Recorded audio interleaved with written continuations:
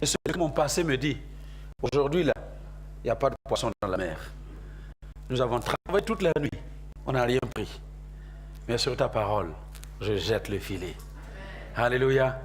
Et quand ils ont jeté le filet, ils ont ramassé une grande quantité de poissons. Et cet après-midi, c'est ce Dieu-là que nous allons invoquer. Amen. Il est là. Il va visiter quelqu'un dans sa cause. Et il va te soutenir pour que tu puisses lui donner la gloire. Amen.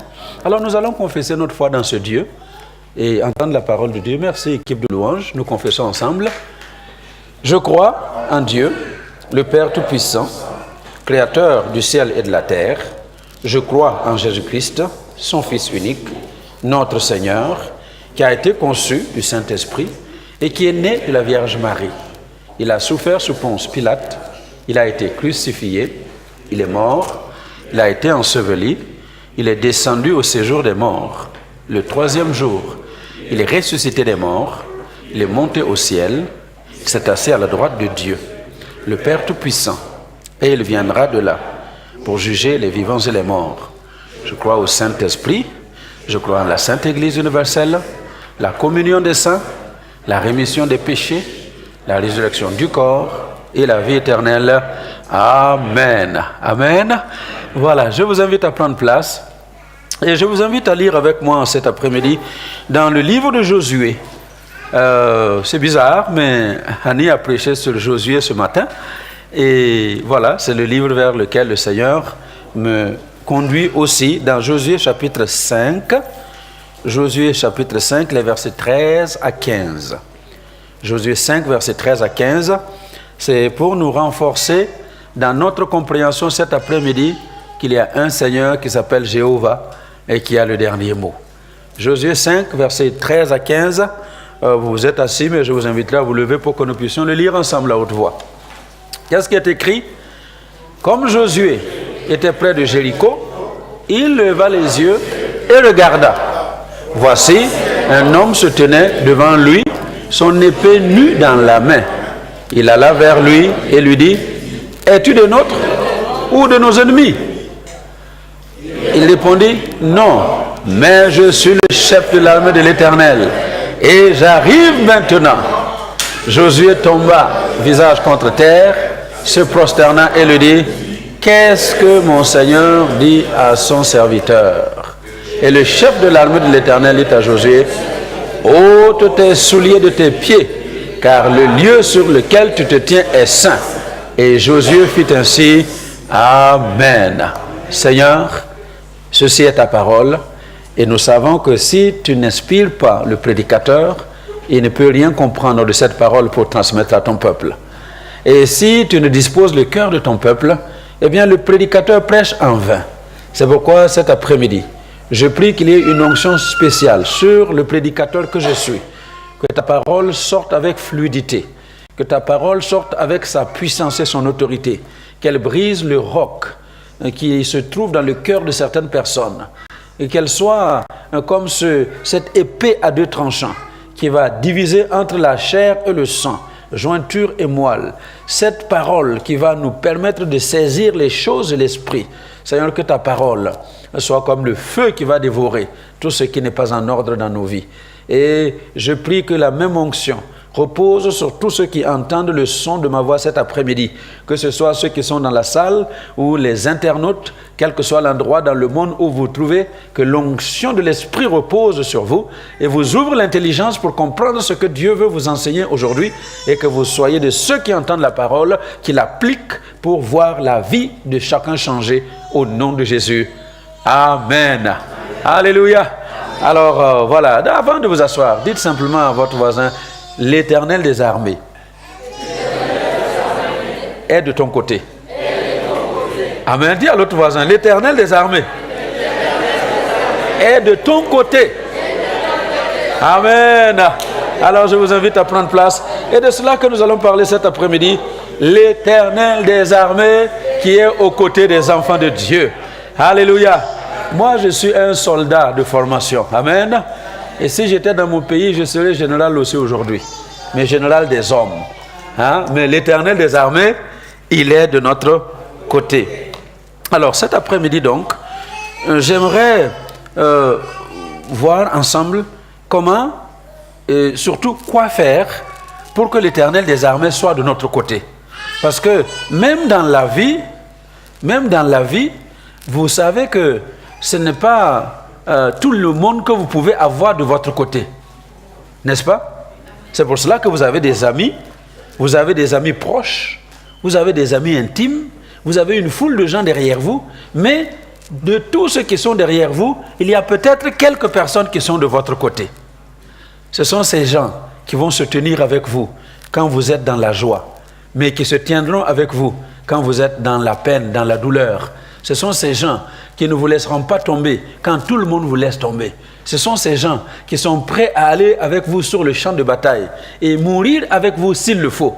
C'est ça, être avec quelqu'un.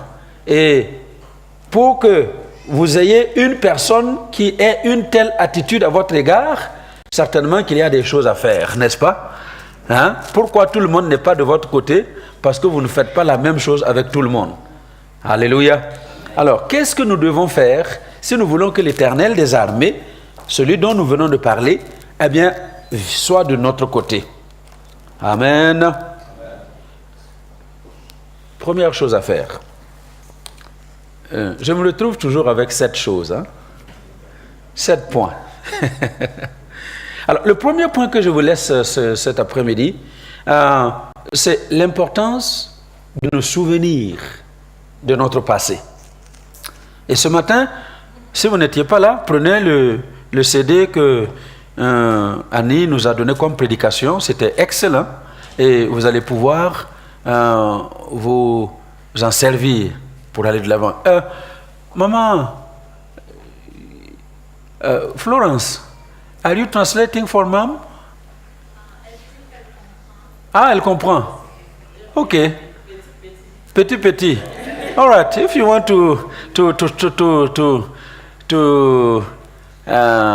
comment dire améliorer encore?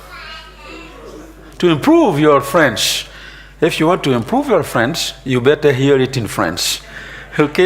Voilà. Alors donc, première chose très importante, il faut se souvenir du passé. Un rappel historique. Vous avez lu avec moi que Josué était à cet endroit où il a vu un homme se tenant debout. Et cet homme se tenant debout s'est présenté comme, comment il dit, je suis le chef de l'armée de l'Éternel. J'arrive maintenant. Pourquoi arrive-t-il maintenant? Qu'est-ce que Josué a fait pour qu'il arrive à sa rencontre maintenant? Eh bien, première chose importante, rappelez-vous le passé. Un rappel historique. Et le rappel historique pour Josué ici, c'était quoi? Vous savez que Moïse est mort, Josué 1. Moïse est mort. Et Dieu dit à Josué, mon serviteur, Moïse est mort. Maintenant, c'est toi, Josué, qui dois te lever et qui doit faire entrer ce peuple dans le pays que je lui ai promis. Amen. Josué se souvient de tout ça. Ça, c'est le chapitre 1. Et il lui explique, tout lieu que va fouler la plante de votre pied, je vous le donne. Et comme vous le constatez, Dieu n'a pas promis de leur donner n'importe quel lieu, mais le lieu où leur pied va fouler. Ça veut dire que dans ce que nous attendons du Seigneur, l'héritage que nous attendons du Seigneur, c'est un héritage dans lequel il faut marcher. Allô? Amen. Donc si vous restez assis dans votre chambre, comme beaucoup de chrétiens font, dans la prière, vous êtes enfermé dans votre chambre en train de jeûner et de prier, jeûne d'Esther, jeûne de Daniel, jeûne de Moïse, jeûne de Jésus, vous pouvez même faire n'importe tous les jeûnes que vous voulez, mais vous êtes enfermé, vous ne marchez pas à la rencontre de votre héritage, vous ne recevrez jamais rien. Allô? Donc, rappelez-vous que Dieu a fait la promesse Il y a un territoire à conquérir. Il y a un héritage qui est promis. Jérémie 11, 29, que vous connaissez bien. Je connais les projets que j'ai formés sur vous. Et il dit, ce sont des projets de bonheur et pas de malheur. Trop de chrétiens vivent dans le malheur aujourd'hui. Trop de chrétiens vivent dans le malheur. On est matériellement pauvre, financièrement pauvre, dans tous les domaines pauvres, n'est-ce pas? Et Dieu dit, j'ai des projets de bonheur. Allô? Afin de vous donner un avenir. Oh, j'ai beaucoup aimé ce que Annie nous a dit encore ce matin. Il y a un avenir. Et cet avenir-là, il est en fait en relation avec ce que tu fais aujourd'hui. Allô? Aujourd'hui, nous sommes là où nous sommes à cause de ce que nous avons fait dans le passé. Il y a des gens qui ont choisi de vivre leur vie comme ils voulaient dans le passé et ils ont abouti là où ils sont aboutis aujourd'hui par ce qu'ils ont fait. Il y a combien de gens qui se sont retrouvés en train de lutter avec le sida aujourd'hui parce qu'ils ont vécu une vie de patachon dans le passé? Il y a combien qui sont en train de lutter avec des cancers de poumons, des cancers de tout ce que vous pouvez vous imaginer, parce qu'ils ont vécu comme ils ont vécu dans le passé. Aujourd'hui, nous vivons le fruit de ce qu'on a fait dans le passé. Et demain, votre futur, là dont il parle, il est en fonction de ce que vous faites aujourd'hui. Donc si quelqu'un aujourd'hui qui m'entend prend la décision, la résolution d'avoir, qu'est-ce qu'il dit? Un futur de bonheur, fait d'espérance, eh bien, ça se verra dans ce que tu fais aujourd'hui. Alléluia. Et Josué s'en souvient. Dieu a fait la promesse dans le chapitre 1 que c'est moi qui vais conduire ce peuple dans le pays promis. Et tout lieu que notre pied va fouler, ce sera notre propriété. A dit à ton voisin, tu veux un CDI? Marche sur le travail qui doit te donner le CDI. Alléluia. Tout ce que tu veux, il faut que tu marches. Et partout tes pieds vont fouler. Dieu dit, je te le donne. Fort de cela, Josué chapitre 2, on rappelle l'historique. Josué s'est dit, alors là, si Dieu m'a donné ce territoire, si Dieu m'a donné de faire entrer le peuple dans l'héritage, qu'est-ce que je dois faire? Eh bien, j'envoie des espions pour explorer le pays. Dis à ton voisin, il faut apprendre à explorer. Il faut explorer. Il y a des gens qui habitent dans ce pays-là depuis 10 ans, 15 ans. Tu leur parles de Vils. Vils, c'est où encore? Est-ce que c'est en Roumanie? Vous n'êtes même pas au courant que Vils, c'est toujours une ville de Luxembourg. Même dans la ville de Luxembourg, là, vous parlez de certains endroits, ils ne sont pas au courant. Dis à ton voisin, explore. Explore. Explore. Il faut explorer le pays.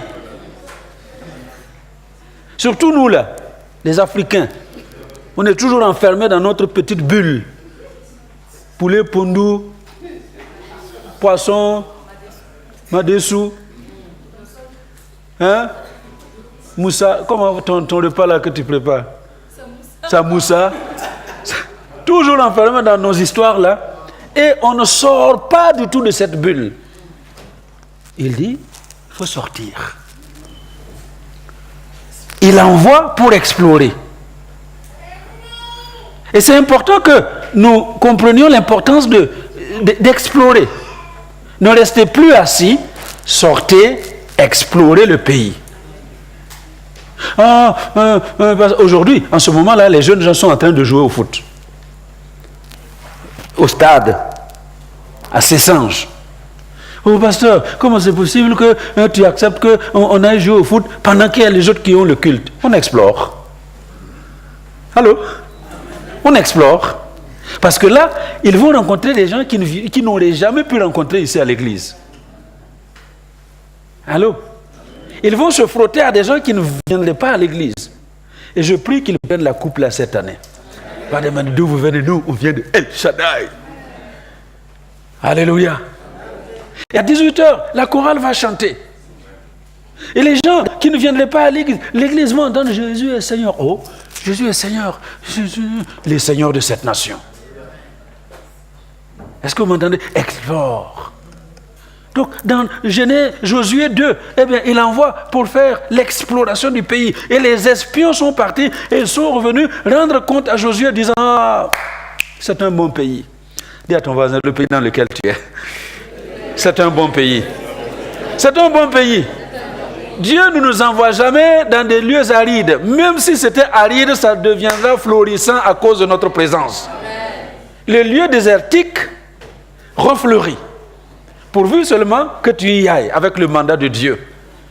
Quel que soit le désert, tu vas refleurir. Vous savez, j'ai une dame qui nous a adoptés comme moi, comme son papa, maman Déborah, comme sa maman, depuis les années 2000. Elle s'est accrochée.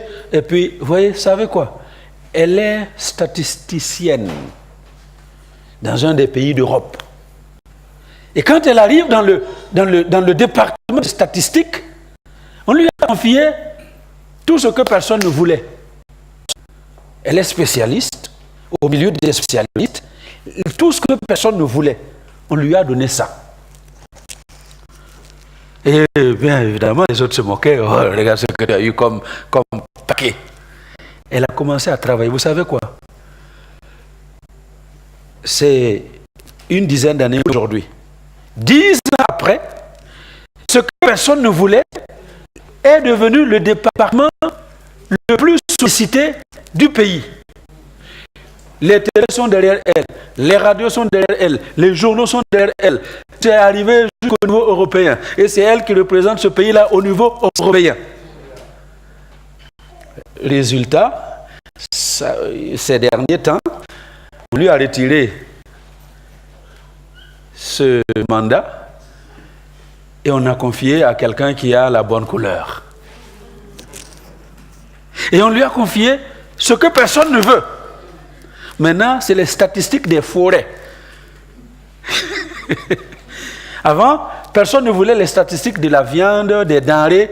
Elle a pris ça, elle en a fait quelque chose de formidable dans le pays. Et tout le monde maintenant a les yeux tournés vers les statistiques des denrées et de la viande dans le pays. Aujourd'hui, on lui donne statistiques des forêts. Je lui dis, ma fille, prends ça avec joie. Parce que ce qu'ils ignorent, c'est que ta bénédiction ne dépend pas de ce qu'on te donne. La bénédiction est sur toi, tu marches avec la bénédiction, même si on te donne les statistiques de l'air là qu'on respire dans le pays. Prends. Parce que 2 ans après, ce qu'ils ne voulaient pas voir là, ils vont voir que tout le monde va rechercher. Alléluia. Amen. Alors, les espions reviennent et disent à Josué, non, le pays, il est bon. Le pays, il est extraordinaire. Le pays, il faut qu'on y aille. Alors, il faut que tu aies des hommes comme ça, des femmes comme ça, qui vont se lever avec toi, qui vont dire, oui, ce que tu veux faire, nous sommes avec toi. Nous tenons avec toi. Et nous savons qu'on va y arriver. Alléluia. Rappel historique. Vous me suivez? Et c'est le premier point, rappel historique. Et on se mine tout doucement, Josué chapitre 3, Josué 3. Dieu dit à Josué, maintenant que tu sais que le pays est bon, maintenant que tu sais que les habitants du pays tremblent et que ce pays, en effet, comme je t'ai promis, tu vas entrer en possession de ce pays, il faut te lever et franchir la première barrière. Écoutez-moi bien, il y a une certaine barrière que vous devez franchir avant de voir le flot de la bénédiction se répandre sur vous. Alléluia. Et Josué dit, cette barrière qui est le Jourdain, le fleuve qui sépare le camp d'Israël et le pays promis, comment on va faire pour franchir ce fleuve? Nous n'avons pas de bateau, nous n'avons pas de pirogue, nous n'avons rien. Dieu dit, fais seulement entrer les sacrificateurs en premier avec l'arche de l'Éternel. Alléluia. Quand les sacrificateurs qui portent l'arche de l'Éternel mettront les pieds dans l'eau, dis à ton voisin, il faut que tu mettes les pieds dans l'eau. Dis-lui.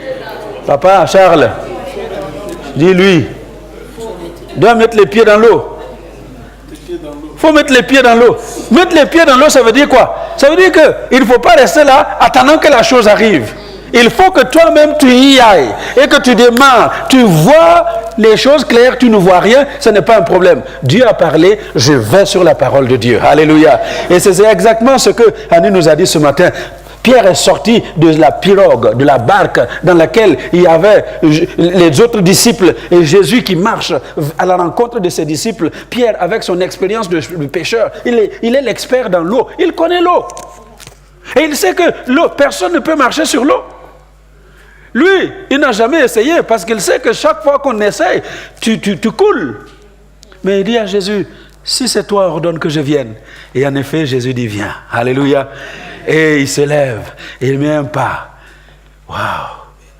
Ça ne coule pas. Alléluia. Le pas de la foi. Écoute-moi bien, dis à ton voisin, quand tu agis par la foi, tu ne couleras pas. Agis par la foi, tu ne couleras pas. Premier pas, c'est encore solide. Il fait deuxième pas. Waouh! C'est très solide. Et j'ai beaucoup aimé ce matin. Il dit, c'est en ce moment-là que son passé le rattrape. Que son expertise le rattrape. Celui qui connaissait l'eau, l'expert de l'eau, le pêcheur qui a l'expérience et qui dans le passé a vu des pêcheurs se noyer. Le passé le rattrape. Il dit, oh, est-ce que c'est vrai? Et dès que le passé arrive, eh bien, il a commencé à réaliser que non, ce n'est pas possible. Un homme ne peut pas marcher sur l'eau. Un être humain ne peut pas marcher sur l'eau. Et c'est en ce moment qu'il voit les vagues, qu'il voit les flots, et il perd pied, et il commence à s'enfoncer. Dis à ton voisin, s'il te plaît, garde les yeux fixés sur le Seigneur. Les yeux fixés sur le Maître. Toujours les yeux fixés sur le Maître. Alors donc, Josué se lève, les sacrificateurs portent l'arche de l'Éternel, ils mettent les pieds dans l'eau, et le Jourdain s'ouvre, et ils traversent. Le Jourdain va s'ouvrir pour toi. Amen. Ce premier obstacle qui t'empêche de réaliser ce que tu réalises, il va tomber. Amen. Il y a quelqu'un qui a eu une vision de la part de Dieu pour l'Église. Et la vision que Dieu lui a donnée, il y a 5 points, mais je vous parle seulement du seul point. Il y a 5 points, et elle dit qu'elle voit comme s'il y avait un fleuve immense. Et on est bloqué derrière ce fleuve. Mais il faut aller de l'autre côté. Et elle a vu comme si le fleuve cédait. Et ça s'est brisé. Alléluia. Et une ouverture s'est frayée. Et tout le monde a passé. Alléluia. Le fleuve du Jourdain s'ouvre. Il va s'ouvrir devant toi. Ces choses qui étaient impossibles pour toi, ça va s'ouvrir et tu vas pouvoir entrer dans ce que Dieu a préparé pour toi. Et puis, rappel historique, vous vous rappelez? Chapitre 1. Il faut que tu foules pour que Dieu te donne.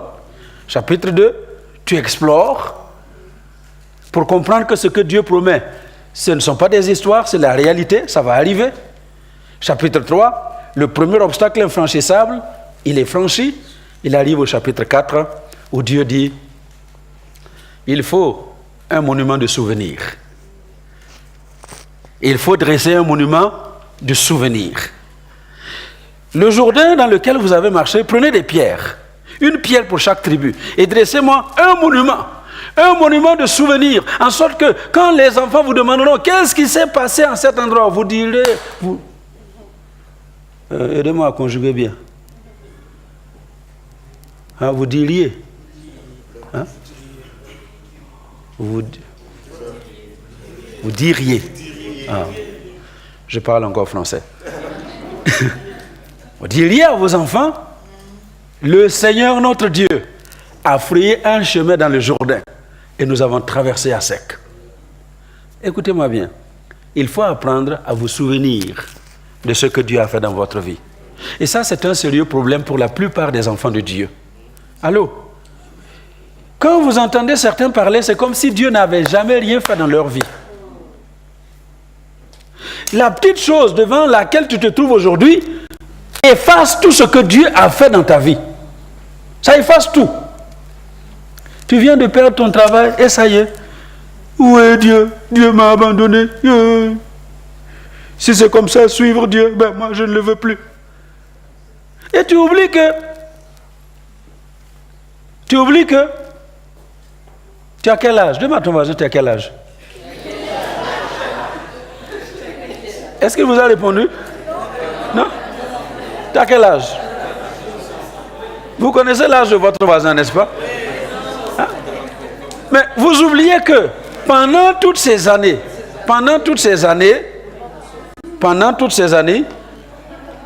Dieu a été avec vous. Dieu vous a protégé. Dieu a tout pourvu. Même dans les moments où vous sembliez ne rien avoir, le fait que vous soyez vivant aujourd'hui, c'est parce que Dieu a pourvu.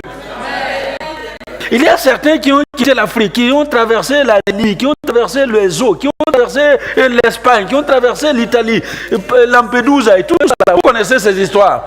Et vous êtes assis ici aujourd'hui. Est-ce que vous n'imaginez pas que c'est Dieu qui vous a protégé, qui vous a gardé? Quand vous regardez dans votre famille, il y a combien qui sont morts?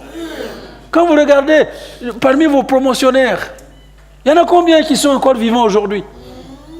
Plusieurs sont morts et toi tu es là assis. Dans la maison de Dieu. Pas dans un bar. Pas dans un ganda. Tu es là dans la maison de Dieu. Ganda c'est le cabaret. Hein, pour ceux qui ne comprennent pas l'ingala. Tu es là dans la maison de Dieu. En train de louer Dieu. De l'adorer. Est-ce que vous savez que c'est un privilège? C'est un privilège de louer Dieu. C'est un privilège de rencontrer Jésus comme son sauveur, comme son Seigneur. C'est un grand privilège. Il y a des gens qui le voudraient, mais qui ne peuvent pas l'obtenir. Il y a des gens qui voudraient se retrouver ensemble dans un endroit comme nous sommes aujourd'hui pour louer Dieu, qui ne peuvent pas. Mais toi, Dieu t'a fait cette grâce. Il faut apprendre à lui dire merci. Apprends à lui dire merci. Alléluia, apprends à lui dire merci. Il y a combien de femmes qui pleurent après le mariage? Et toi, tu es marié. Allô? Même si ton mari, là, il est comme il est là. Dis merci. Allô? Parce que vous savez, l'herbe donne toujours l'impression d'être plus verte dans le pré voisin. Je vous raconte l'histoire de cette vache. Je crois qu'elle était roumaine. La semaine dernière, ça s'est produit. Enfin, cette vache qui n'a aucune conscience des frontières, elle a brouté. La Roumanie, c'est dans l'Union européenne. Et il y a un pays voisin là de la Roumanie dont j'ai oublié le nom. La vache a brouté, et puis elle a trouvé que là-bas, là, c'était mieux. Elle a traversé, elle a été broutée en dehors de l'Europe. Maintenant, le fermier en dehors de l'Europe constate qu'il a une vache qui ne ressemble pas à ces vaches. Et elle voit à son oreille, le poinçon, c'est le troupeau du fermier voisin de l'autre pays. Ah, qu'est-ce qu'il fait? Un honnête citoyen, il appelle son voisin de l'Europe pour envoyer sa vache. Donc il retourne la vache en Europe et voici un problème qui commence. Vous savez que pour faire entrer un animal vivant sur pied en Europe, il faut un certificat médical.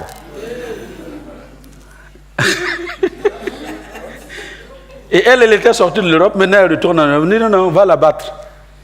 Parce qu'il n'y a pas de certificat médical. Allô? Ceci pour vous dire simplement que l'herbe semble toujours verte dans le pré voisin. Mais si vous ne faites pas attention, dis à ton voisin, attention. Tu risques de franchir une frontière. Et si tu quittes la frontière protégée, tu vas te retrouver là où on risque de t'abattre.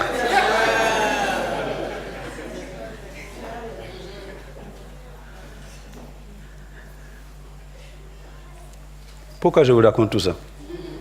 Rappel historique. L'importance du souvenir. Il faut se souvenir. Et dans le chapitre 4, donc, ils ont le souvenir de ce que Dieu a fait pour eux. Et ça les a réconfortés pour la suite. Si tu sais te rappeler ce que Dieu a fait pour toi, ça va te donner la force pour résister aux attaques futures. Allô? C'est ce que David a dit au roi Saül. Hein? Il y a un géant devant moi, mais ne t'en fais pas, roi. Je n'ai pas peur de ce géant. Vous savez pourquoi? Parce que je me souviens d'une chose. Je me souviens que quand le lion vient pour arracher une brebis au troupeau, il y avait une force qui m'envahissait, une puissance qui venait sur moi, et puis je courais derrière le lion pour arracher ma brebis. Et je déchirais le lion comme on déchire un chevreau. Et si un ours venait pour prendre une brebis à mon troupeau, je ne sais pas ce qui se passait, mais il y a comme une puissance qui agit en moi, et j'allais déchirer cet ours comme on déchire un chevreau, et j'arrachais ma brebis de la patte de l'ours. Et il dit, ce Dieu-là, qui m'a délivré de la patte de l'ours et de la gueule du lion, il va me délivrer de ce géant. Écoutez-moi bien. Si tu sais qu'il y a 2 ans, tu as traversé une certaine situation dont tu n'es pas mort, parce que Dieu t'a délivré, ce n'est pas la situation dans laquelle tu veux vivre aujourd'hui que Dieu va te laisser mourir. Dis à ton voisin, tu ne mourras pas. Tu ne mourras pas. Tu vivras pour raconter les œuvres de l'Éternel. Souvenir. Et il dresse ce monument du souvenir. Et alors, arrive le chapitre 5. Chapitre 5. Ils sont dans les plaines du Jourdain. Donc ils ont passé, ils sont maintenant dans les plaines de Jéricho. Cette grande ville, ville géante et fortifiée, ville imprenable humainement parlant. Et la Bible dit que personne n'entrait, personne ne sortait. Et eux, ils arrivent dans les plaines de cette ville-là.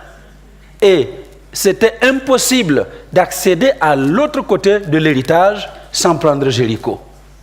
Allô? Pour aller sur l'autre bord, il fallait prendre Jéricho. Ville imprenable. Ville impossible. Personne ne peut entrer, personne ne sort. Et ils sont dans les plaines. Et c'est là où les choses sérieuses vont commencer.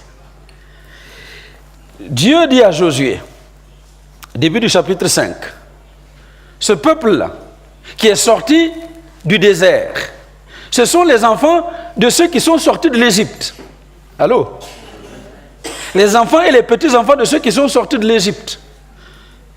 Et parmi tous ceux qui sont sortis de l'Égypte, il n'y a que 2 qui étaient encore survivants. Tous les autres sont morts dans le désert. Mais tous ces enfants nés dans le désert, petits-enfants nés dans le désert, ils n'avaient jamais été circoncis. Donc il n'y avait pas d'alliance entre eux et Dieu. Parce que le signe de l'alliance entre Dieu et son peuple, c'était la circoncision. Donc le peuple qui est mort dans le désert, c'est ce peuple-là qui avait le signe de l'alliance. Et Dieu dit à Josué, eh bien vous ne pouvez pas passer de l'autre côté si vous ne passez pas par la reconsécration. Si vous ne traitez pas alliance avec moi. C'est pourquoi dans Josué 5 au début, il dit, tu vas te faire des couteaux et tu vas circoncire le peuple. Allô? Dis à ton voisin, il faut traiter une nouvelle alliance avec Dieu. Une nouvelle alliance. Une nouvelle alliance. Il faut traiter alliance avec Dieu. Et au début donc, ils traitent la nouvelle alliance avec Dieu, ils font la circoncision et ils ont passé autant de temps que nécessaire pour être guéris dans les plaines de Jéricho. Vous vous imaginez? Et après leur guérison, ils ont célébré la Pâque ensemble. Comme ils n'avaient jamais célébré. Écoutez-moi bien. Le lendemain de la célébration de la Pâque, la manne s'est arrêtée. Allô? Vous vous rappelez? Jusqu'ici, Dieu envoyait la nourriture du ciel, la manne. Chaque jour, ils mangeaient. Chaque jour, ils avaient la satiété. Mais quand ils ont célébré la Pâque, la manne cessa le lendemain de la Pâque. quand ils mangèrent du blé du pays, les enfants d'Israël n'eurent plus de manne et ils mangèrent des produits du pays de Canaan cette année-là. Alléluia. Amen. Dis à ton voisin, la manne ne va pas toujours couler. Le jour où tu traites l'alliance avec Dieu et tu célèbres la Pâque avec Dieu, la manne va s'arrêter. Et la manne s'est arrêtée. Et ce que j'aime en Dieu et en Josué, c'est qu'en fait, la manne s'est arrêtée. Ce n'est pas Dieu qui a dit à Josué, bon, écoute Josué, prépare-toi, prépare le peuple, parce que à partir de maintenant, fini la manne. Dieu ne lui a rien dit. Allô? Dis à ton voisin, Dieu ne te dirait pas tout. C'est à toi d'avoir l'intelligence. Et l'intelligence pour comprendre les choses. Dieu ne lui dit pas que la manne va s'arrêter. Mais à partir du moment où il mange les productions du pays, le lendemain, la manne s'est arrêtée. Alors, je m'imagine donc, Josué qui s'est levé le lendemain de la Pâque, et tout le peuple d'Israël s'est réveillé le lendemain de la Pâque, et puis je m'imagine les dames qui ont préparé leur plat et tout, et puis chacune s'est levée le matin, et puis partait pour ramasser la manne de la journée. Et quand ils ouvrent la porte, manne wapi. Où est la manne? Il n'y a pas de manne. Et il y en a qui commencent à se poser peut-être des questions, mais est-ce que c'est moi qui me suis levé en retard aujourd'hui?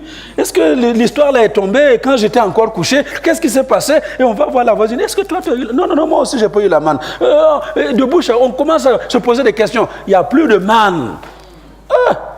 Josué, on va faire comment? Et c'est là où l'histoire va commencer. Alléluia. À partir du verset 13, Josué est dans les plaines de Jéricho. Et Josué, qui est confronté à cet obstacle, cette difficulté, il se lève et il marche dans les plaines de Jéricho. Et il marche. Je m'imagine un leader en train de se poser des questions, en train de peut-être de prier, en train de se dire, mais Seigneur, qu'est-ce qui va arriver à ce peuple? Tu ne m'as pas averti qu'il n'y aura plus de manne, mais nous sommes ici, qu'est-ce qui va se passer? Et Jéricho qui est devant nous imprenable, qu'est-ce que nous allons faire, Seigneur? Et la Bible dit, comme Josué était près de Jéricho. Alléluia. Comme Josué était près de Jéricho. C'est là, près de Jéricho, qu'il s'est souvenu de tout ce que je viens de vous dire. Alors, deuxième chose, donc, que nous notons aujourd'hui, qu'est-ce que nous devons faire pour que l'ange de l'Éternel, qui est Yahvé, je suis le chef de l'armée de l'Éternel. Qu'est-ce que nous devons faire pour que le chef de l'armée de l'Éternel soit avec nous? De notre côté, il dit, Josué était en train de marcher vers Jéricho. C'est bien ce que nous avons lu? Comme Josué était près de Jéricho.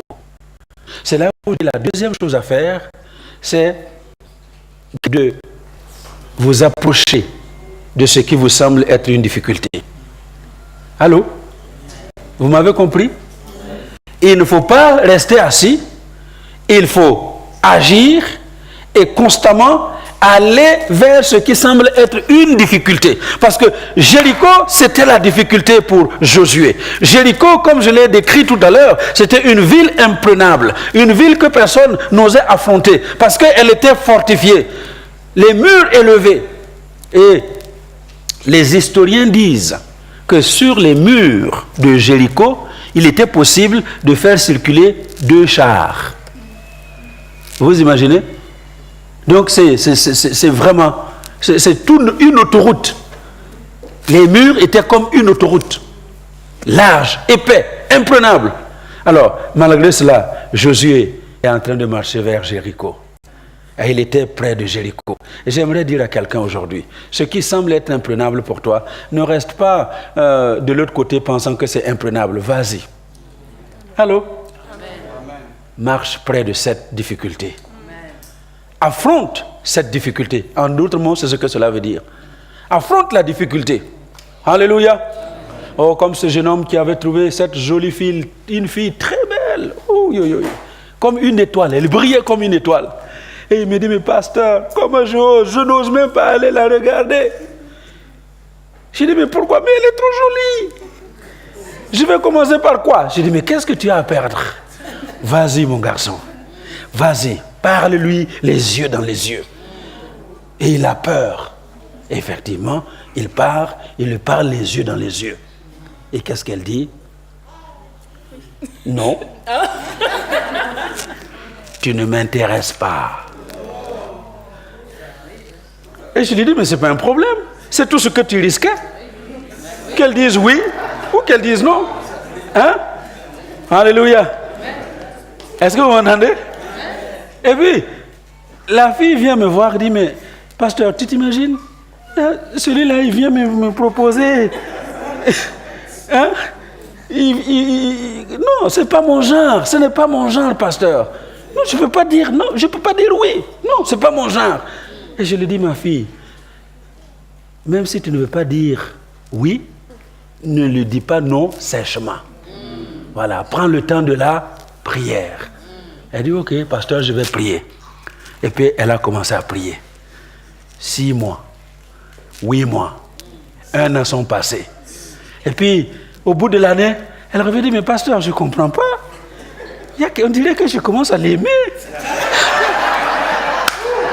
Écoutez-moi bien, la montagne là, cet obstacle devant toi, il ne faut pas avoir peur, vas-y, affronte ce qui semble être une montagne, affronte. Et vous savez quoi? Aujourd'hui, ils sont mariés et ils sont parents de, je crois, 4 beaux petits-enfants, formidables. Alléluia. Non, ce qui semble imprenable, écoutez-moi, dis à ton voisin, il n'y a rien d'imprenable pour un enfant de Dieu. Rien. Rien. Rien. C'est pourquoi Zacharie dit, montagne, qui es-tu, grande montagne? Qui es-tu devant Zorobabel? Qui est cette fille-là qui va te dire non? Vous connaissez, non? Quand j'ai été voir maman Déborah la première fois où j'ai eu la conviction que c'était elle, c'était le soir, j'ai eu la conviction, Dieu m'a parlé. Le lendemain, j'étais à sa porte. Alléluia. Je suis allé la trouver, j'ai dit voilà, je vous laisse tomber le reste. Et elle m'a renvoyé. Vous savez quoi? Ça a duré 4 ans. 4 ans. Hein? Si ce que tu penses avoir reçu de Dieu n'arrive pas, et en effet, ça n'arrive pas, c'est parce que tu as manqué le temps d'attendre. Attends seulement. Si c'est de Dieu, attends seulement, ça va venir. Alléluia. Et 4 ans après, je suis reparti. Alléluia. Jeune lieutenant, tout frais, bien coiffé. Amen. Et je suis allé la voir. Et elle m'avait oublié. Hein? Elle avait oublié. Elle avait oublié. Je lui ai pas dit, mais moi je ne vous connais pas. J'ai dit, alléluia, merci Seigneur. Elle ne me connaît plus, donc ça va. Ça peut bien. Vous voyez? Et puis, ben, comme ça, bon, moi je ne vous connais pas. Ben alors, cherche à me connaître. Hein? Et elle a cherché à me connaître, elle a fait ses investigations, elle a fait vraiment gendarme, comme vous ne pouvez pas imaginer. Et puis voilà, j'ai eu beaucoup de bons témoignages de mon côté. Et puis, quelques semaines après, elle m'a dit, bon, ok, on peut commencer pour voir ce que ça va donner. Alléluia. Et c'est seulement en ce moment que j'ai trouvé où elle habitait, c'était chez tonton Luther. Amen. Non, écoutez, ce qui semble être un obstacle pour vous, ce n'est pas un obstacle. Il n'y a aucun obstacle pour un enfant de Dieu. Aucun. Aucun. Que ce soit dans le domaine professionnel, dans le domaine du travail, il n'y a aucun obstacle. Si c'est de Dieu, tu sais que c'est Dieu qui t'a fait la promesse, ça va se réaliser. Tiens bon. Marche vers cette difficulté. Et Josué est dans les plaines de Jéricho. Il marche, il avance vers la difficulté, se disant, mais comment, cette ville-là, comment je vais la prendre? Mais je sais une chose, c'est que il y a un Dieu dans les cieux qui a ouvert le Jourdain pour moi. Ce n'est même pas pour Moïse, c'est moi. C'est devant moi, j'ai vu le Jourdain s'ouvrir. Et je suis passé avec le peuple d'Israël. Et j'ai vu avec Moïse le fleuve rouge, la mer rouge s'ouvrir. J'ai vu les victoires que nous avons obtenues. J'ai vu ce qu'il a fait en Égypte. J'ai vu. Alléluia. J'ai vu tout ça. Alors cette ville, Et je m'imagine un Jéricho en train de dire, mais Jéricho, qui es-tu? Tu vas tomber. Alors en ce moment-là, regardez, il est près de Jéricho et il lève les yeux. Alléluia. Amen. La troisième chose, il ne faut pas marcher à l'aveuglette. Allô? Pour que l'Éternel des armées soit avec nous, ne marche pas à l'aveuglette. Vois, regarde. Lever les yeux et regarder, c'est avoir une vision. Allô? Il a une vision. Pendant qu'il est en train de se poser des questions, pendant qu'il est en train peut-être de prier, il a une vision claire de ce que Dieu veut faire dans sa vie. Et il lève les yeux, il regarde, il voit. Alléluia. Alors ne marche pas à l'aveuglette. Trop de chrétiens marchent vraiment à l'aveuglette. Tu tapes à gauche, tu tapes à droite, tu essaies à gauche. Non, je ne dis pas de ne pas essayer. Parce que quand Jésus dit prier sans cesse, demander on vous donnera, ce n'est pas demander une fois, c'est demander plusieurs fois jusqu'à ce que tu obtiennes. Mais ce n'est pas frapper à tue-tête. Il faut cibler l'adversaire, il faut cibler l'ennemi, il faut cibler ce que tu veux avoir dans la vie. C'est ça, avoir la vision. Allô? Et Josué, il a une vision claire. Ça, c'est la combien? Troisième chose. Il a une vision claire. Et alors que ses yeux se sont ouverts, c'est là qu'il a vu cet homme, son épée nue à la main. Et c'était l'ange de l'Éternel. Et voilà ce que Josué lui dit. Est-ce que tu es des nôtres ou tu fais partie de nos ennemis? La quatrième chose, c'est chercher le discernement. Avoir du discernement. Parce que ce n'est pas tout ce que vous allez voir qui est pour vous ou qui est avec vous. Allô?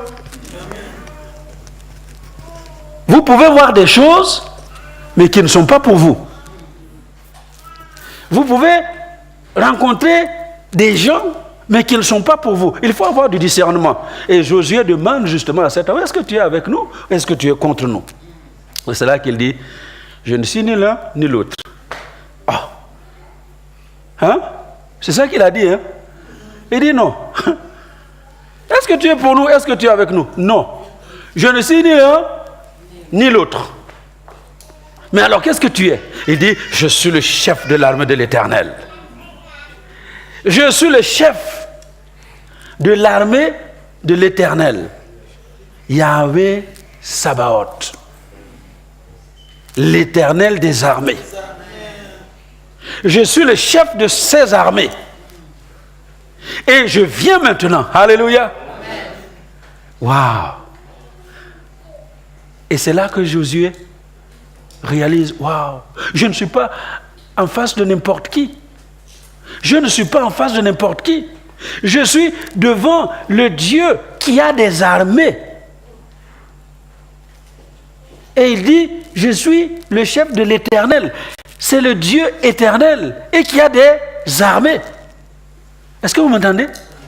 Il discerne. Dis à ton voisin, discerne s'il te plaît. Discerne les choses. Discerne les choses. Et il faut que tu aies du discernement.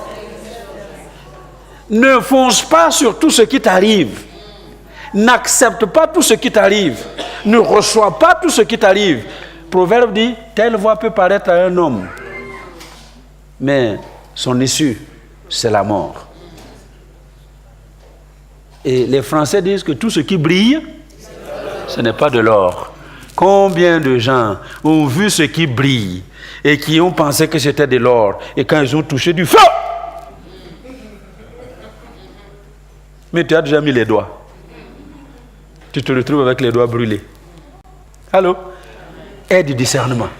Tout ce qui brille là, ce n'est pas de l'or. Et Josué discerne.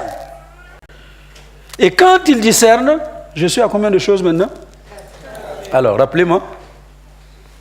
Rapidement. Oui, première chose. Et comment? Oui, le rappel comment?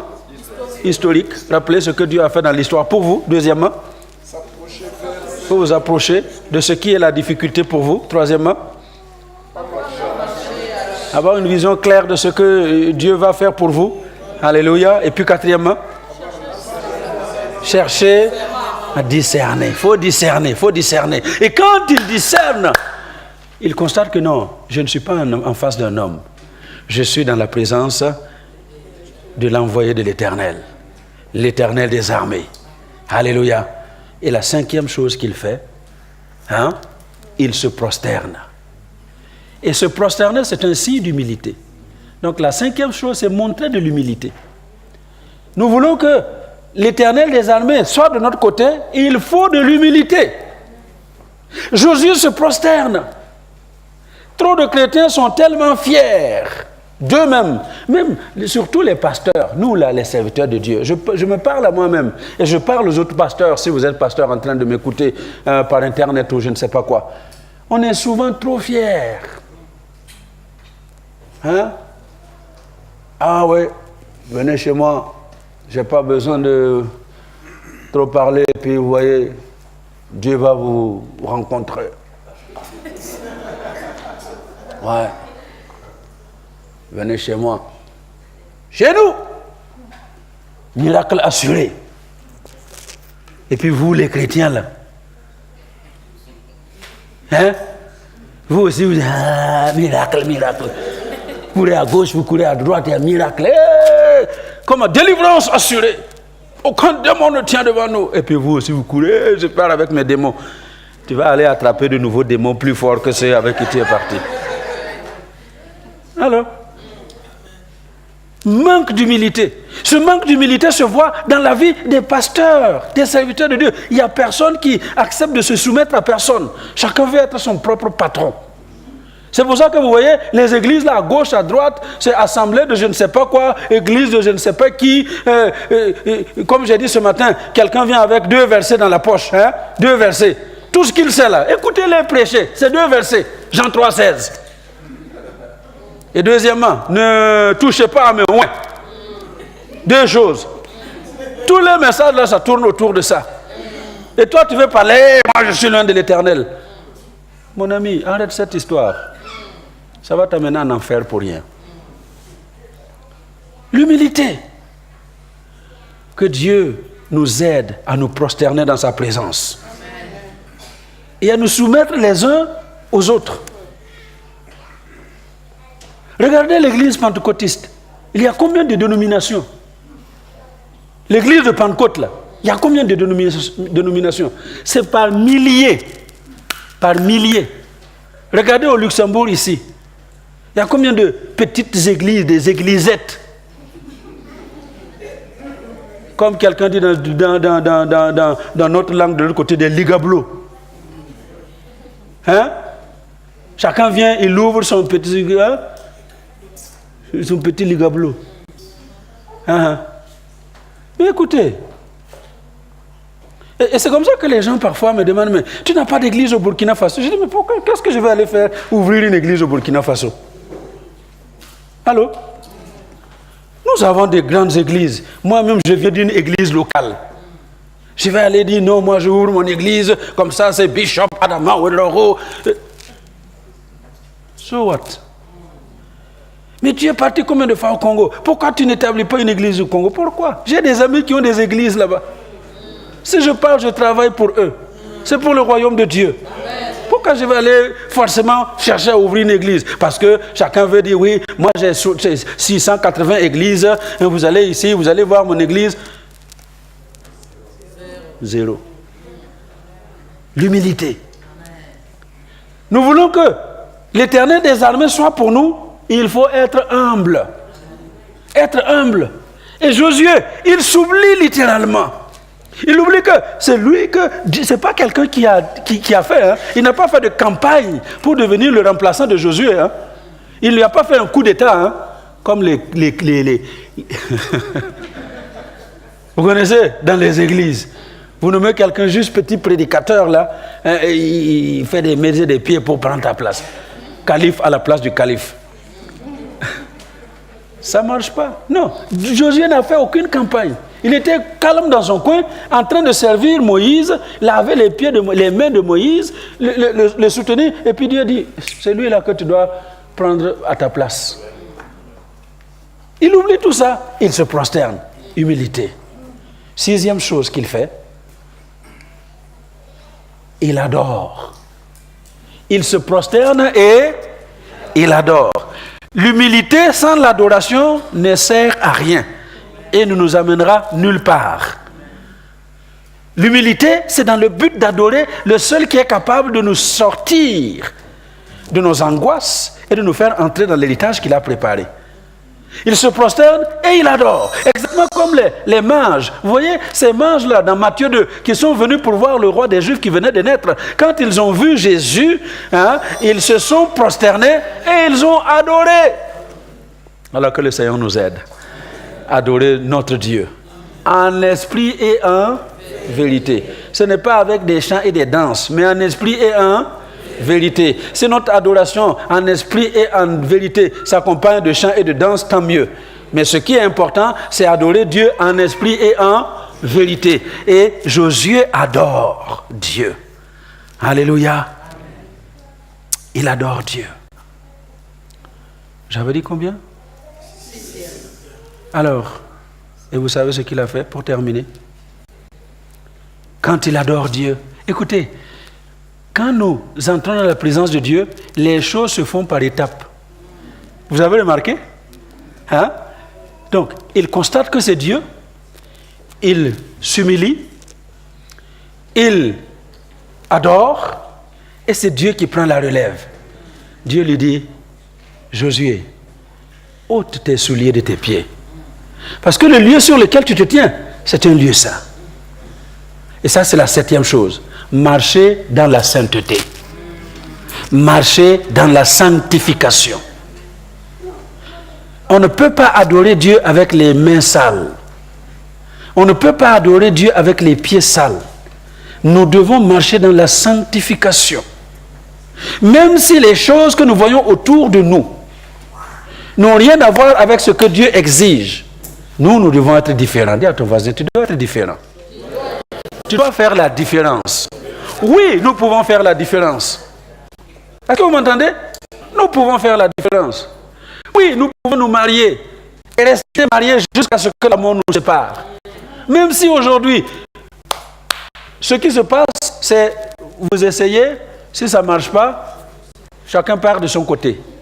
Et pour faciliter la chose, ici, certains pays ont décidé ce qu'ils appellent le Pax. Le Pax, là, c'est quoi? Pacte... enfin, c'est une histoire d'amitié. Voilà. C'est juste un pacte. Nous allons juste nous arranger et puis on vit ensemble. Si on veut, on fait même des enfants. Si on veut, on achète nos maisons ensemble. Si on veut, voilà. Mais on n'est pas mariés. Le jour où cette amitié-là s'arrête, tu prends ton chemin, je prends mon chemin. Pour faciliter les choses. Mais nous sommes le peuple de Dieu. Nous sommes différents. Alléluia. Alors, c'est vraiment ça, marcher dans la sanctification. Montrer que même là où les gens sont en train de suivre un chemin, nous refusons de suivre ce chemin. Nous marchons dans le chemin de Dieu. Je suis le chemin, la vérité et la vie, dit Jésus. Et ce chemin-là, c'est lui que nous devons suivre. Pas un autre. Alléluia. Oui, c'est possible pour les jeunes gens d'attendre le mariage pour commencer à coucher ensemble. Ah bon? C'est possible? Oui, c'est possible. Alléluia. Oui, c'est possible. Allô? Même au 21e siècle. Oui, c'est possible. Comme quelqu'un m'a posé la question, mais est-ce que vivre chastement encore dans ce monde-là, est-ce que c'est possible? Et ce n'est pas n'importe qui, ce sont des gens qui prient. Alléluia. Nous devons le montrer. C'est ça la sanctification. Et vous savez quoi? Ce n'est pas par ta force. Dis à ton voisin, ce ne sera pas par ta force. Mais c'est par la force du Saint-Esprit en toi. Quand le Saint-Esprit est avec toi, tu peux réaliser l'irréalisable. Tu peux marcher à contre-courant. Et tu peux vivre dans la victoire. Alléluia. Alors, si nous faisons ces 7 choses, l'ange de l'Éternel sera de notre côté. Yahvé Sabaoth sera de notre côté. L'Éternel des armées sera de notre côté. Je n'ai pas le temps de vous expliquer, mais il se définit comme l'Éternel. L'Éternel des armées. Il est éternel. Il n'a pas de de commencement, il n'a pas de fin. Il s'appelle l'alpha, il s'appelle l'oméga. Avant que tu sois né, il était. Et tu quitteras la terre, il sera toujours. Avant même que tes parents ne soient nés, il était là. Il est l'Éternel. Et ce n'est pas n'importe quel Éternel, l'Éternel des armées. Il est l'Éternel des armées, parce qu'il a des armées. Allô? Il a des armées. Et je n'ai pas le temps, je vous cite juste, il y a les armées célestes, les étoiles, les astres, tout ce qu'il a créé, les planètes. Ça, ce sont des armées de Dieu. C'est une armée. Vous savez que Dieu, il suffit seulement qu'il fasse ça et puis la terre, piou. Hein? Il lève son petit doigt et dit, oh, terre, vous êtes en train de me déranger comme ça, poup, puis la terre va exploser. Et il suffit qu'il fasse un petit mouvement et Jupiter va exploser. Toutes ces planètes-là sont sous son contrôle. Il les commande, il les dirige. Il y a les armées célestes qui sont représentées par les anges. Les anges, là, il y a des anges. Par milliards, c'est-à-dire il n'y a pas de nombre. On ne peut pas les calculer avec les nombres humains. On a des anges, des chérubins, des archanges. Il y en a autant. Ce sont des armées sous les ordres de l'Éternel. Est-ce que vous m'entendez? Il dit, je suis l'Éternel des armées. Donc, un jour simplement, vous pouvez être en train de chercher quelque chose, et puis l'Éternel des armées dit, Gabriel, allez, regardez un peu là ce qui se passe là-bas. Allô? Vous vous rappelez, non? Daniel est en train de prier. Daniel, il est en train de prier. Il a jeûné. Il ne mangeait que des légumes. Il prie, il prie, il prie, il prie. Il cherche une solution. Et Dieu dit, bon, mon enfant qui est en train de... Enfin, pas me déranger, mais il parle là. Va voir un peu ce qui se passe. Vous connaissez l'histoire, hein? Et l'ange, dès que Dieu parle, l'ange part. Et alors qu'il est en train de partir, il arrive au-dessus de la Perse et il y a l'autorité qui surveille la Perse. Vous savez que tous les pays, il y a des autorités spirituelles qui les commandent. Hein? Au-dessus de la Perse, il arrive là. Et il y a l'autorité spirituelle de Perse qui se lève, qui dit non, tu ne passeras pas par ici. Oh, mais je dois entrer là pour donner la réponse à Daniel. Et combat. 1 jour, 2 jours, 3 jours, 1 semaine, 2 semaines, 3 semaines. Et l'ange là voit qu'il y a des démons puissants ici. Hein. Je n'arrive pas à les vaincre. Alléluia, il envoie juste un petit SMS. SOS. Ici, c'est compliqué. Oh, qu'est-ce qui se passe? Oh, je n'arrive pas à vaincre là, ce monsieur-là qui est au-dessus de la Perse. Gabriel va faire quelque chose. Alléluia. Et quand l'archange arrive, en un temps de mouvement, la victoire est assurée et il est allé donner la réponse à Daniel. Écoutez-moi bien. L'Éternel commande tous ces anges-là. Est-ce que vous m'entendez? Si il a besoin qu'un ange vienne répondre à ton problème, l'ange viendra. Vous connaissez, hein? Il y a combien de fois vous n'avez pas vu les anges de Dieu intervenir dans la vie des humains? Allô? Hein? Un jour, un certain Jean-Baptiste, il servait Dieu dans le temple. Il sert Dieu. Il sert Dieu de tout son cœur. Ils se sont mariés avec Élisabeth. 10 ans de mariage, pas d'enfant. 15 ans de mariage, pas d'enfant. 20 ans de mariage, pas d'enfant. Ils ont demandé, rien ne vient.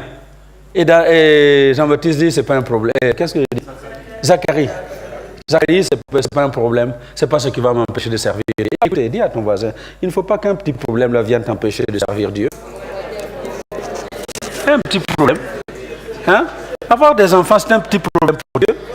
Et Zacharie dit non, c'est pas ça qui va m'arrêter. Et la Bible dit, quand il était vieux, et comme quelqu'un l'a dit il n'y a pas longtemps, c'est quand la Bible dit tu es vieux. Tu es vraiment vieux. C'est-à-dire que chez toi là, tout est amorti. Tu es vieux. Et Zacharie est vieux. Et vieux là, il s'est débrouillé comme il a pu, il est entré dans le temple, il était en train de faire ses sacrifices, et puis, un ange lui apparaît dans le temple. Vous savez pourquoi? L'Éternel des armées. L'Éternel des armées des cieux. Il a dépêché cet ange pour venir dire, ben, ce monsieur-là, ça fait des années qu'il me sert. Et il n'a pas d'enfant. Va un peu résoudre son problème. Et l'ange arrive. L'ange dit à Zacharie, ta femme Élisabeth, elle va t'enfanter un fils. Oh, mais quand c'est comme ça, hein, généralement, vous... Hein, moi, je suis sûr que tu as fait comme ça. Il a essuyé pour être sûr. Et puis l'ange est là. Il dit, mais bon, alors, je te vois encore, donc c'est vrai. Maintenant, comment cela va se faire? Et qu'est-ce que l'ange dit? Parce que tu n'as pas cru. Tu sors d'ici, tu ne sauras plus dire un mot jusqu'à ce que l'enfant arrive. À ton voisin, s'il te plaît. Ne deviens pas muet à cause de la promesse de Dieu. Crois ce que Dieu t'a croit et ça va se réaliser. Alléluia. Alors, donc, il arrive et puis, en effet, malgré sa vieillesse, il s'est débrouillé comme il a pu. Et puis, Élisabeth est tombée enceinte. Et elle aussi, vieille, elle trouvait la chose tellement honteuse. Comme, regardez, nous, on a toujours appris qu'après la ménopause, il n'y a pas de, on ne peut plus accoucher et tout, n'est-ce pas? Mais moi, là, à mon âge, j'ai même dépassé l'âge de la ménopause. À mon âge, là, je vais sortir avec un gros ventre. Non, c'est pas possible. Elle a caché son histoire là pendant 6 mois. Et au bout de 6 mois, on ne peut plus cacher. Hein, je vous vois souvent cacher vos ventres là. Hein, oui, oui. Je vois cacher les ventres. Hein, et parfois, il y en a qui me disent, vous ne savez pas que je suis au courant. Ne me dites pas que vous êtes enceinte. Je sais quand vous êtes enceinte. Allô? C'est moi qui prie pour vous, non? Je prie pour vous. Et il y a des moments où Dieu me dit, arrête de prier. C'est déjà fait. Donc quand je vous regarde, je dis, comment ça va? Est-ce qu'il n'y a pas de bonnes nouvelles pour moi? Quand c'est comme ça, on me détourne, je vois, hein, on me détourne là pour ne pas me dire, il y a de bonnes nouvelles, vous cachez. Au bout de 6 mois seulement, je vois, voilà. Alléluia. L'Éternel des armées, il commande les anges. Et puis, dans les armées de Dieu là, hein, il y a les planètes, il y a les anges, et puis il y a les armées terrestres. Les armées terrestres, c'est tout ce qu'il y a sur la terre. La terre et tout ce qu'elle renferme. Ce sont des armées. Vous savez quoi? Dieu peut simplement prendre les moustiques. Les moustiques, rien que les moustiques. Hein? Il vous envoie des moustiques. Et vous êtes foutus. Hein? Imaginez un pays, vous ouvrez seulement, c'est des moustiques, des moustiques. Demandez à l'Égypte. Demandez à l'Égypte. Les 10 plaies là qui ont frappé les Égyptiens. Hein? Ils se réveillent un jour, ils ouvrent, ce sont les mouches. Ouh, les mouches. C'est une armée. Les sauterelles. Vous vous réveillez, les sauterelles sont venues ravager tout. Et les sauterelles, quand elles arrivent, elles mangent tout ce qui est feuilles. Tout. Ce sont des armées. Dieu peut se servir des sauterelles, Dieu peut se servir des mouches, Dieu peut se servir des insectes, Dieu peut se servir de la terre, il peut se servir des arbres, il peut prendre même un âne têtu. Normalement, l'âne est têtu, il ne fait pas ce qu'on lui dit de faire, n'est-ce pas? Mais un âne qui dit au prophète là, Balaam, hein, n'est-ce pas? Il lui a parlé, hein? Hein, Balaam, toi aussi. Hein? Je suis l'ânesse là que tu montes tout le temps, non? Mais pourquoi tu me fais comme ça? Aujourd'hui, dis à ton voisin, arrête. Arrête de divaguer. Sinon, un âne va te parler un jour. Alors ne laissez pas les ânes vous convaincre que vous êtes dans le droit chemin ou dans l'erreur. Alléluia. Ce sont les armées de l'Éternel. Il dit, ce Dieu-là qui contrôle toutes ces armées, il est de ton côté si tu fais ces 7 choses. Et quand ce Dieu-là est de ton côté, waouh, la victoire est certaine et assurée. Soyez bénis au nom de Jésus.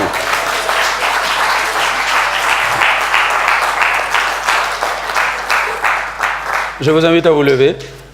Il ne reste pas beaucoup de temps, mais on va aller vite. Prenez quelqu'un avec vous. Prenez quelqu'un. Ne priez pas seul. Prenez quelqu'un. Priez pour cette personne-là. Que cet après-midi, l'Éternel des armées qui a promis d'être à son côté se manifeste dans sa vie. Priez. S'il faut un ange, que Dieu lui envoie un ange. S'il faut que la terre tremble pour lui, que la terre tremble. S'il faut qu'il y ait une situation quelconque, s'il faut que quelque chose se manifeste parce que Dieu contrôle toutes choses, eh bien que Dieu lui envoie cette chose-là. Au nom de Jésus. Toi, tu veux quoi? Tu veux un ange? Hein? Tu veux prier avec moi? Hein? Alléluia. Seigneur. Alléluia. Agis. Agis. Tu es l'Éternel des armées. L'Éternel des armées pour Ornella. Rien, mais absolument rien, ne peut l'empêcher de vivre ce que tu as préparé pour elle. C'est pourquoi au nom de Jésus, je prie cet après-midi pour elle. S'il faut un ange, l'ange descendra pour agir en sa faveur. S'il faut qu'un élément de la nature se déchaîne pour elle, l'élément de la nature se déchaînera. S'il faut qu'il y ait la pluie ou le vent, eh bien tu enverras une armée puissante pour la délivrer et pour lui permettre d'entrer dans ce que tu as préparé pour elle. Merci parce que tu es le Dieu qui agit en sa faveur et qui lui permet de vivre de grandes choses avec toi. Au nom de Jésus. Amen. Merci Seigneur, sois béni. Ne promène pas des regards inquiets. Ne promène pas des regards inquiets. Dieu est avec toi. Il promet d'être avec toi, de t'accompagner dans la victoire et de te permettre d'accéder à l'héritage qu'il a prévu pour toi. Sois béni au nom de Jésus. Amen. Amen. Alléluia. Alléluia. Qui a le dernier mot? Jéhovah a le dernier mot. Et pendant ce temps, si vous avez votre dîme, vous avez votre offrande, je vous invite à venir la déposer et nous adorons le Seigneur. Alléluia. Merci Seigneur. Merci Seigneur.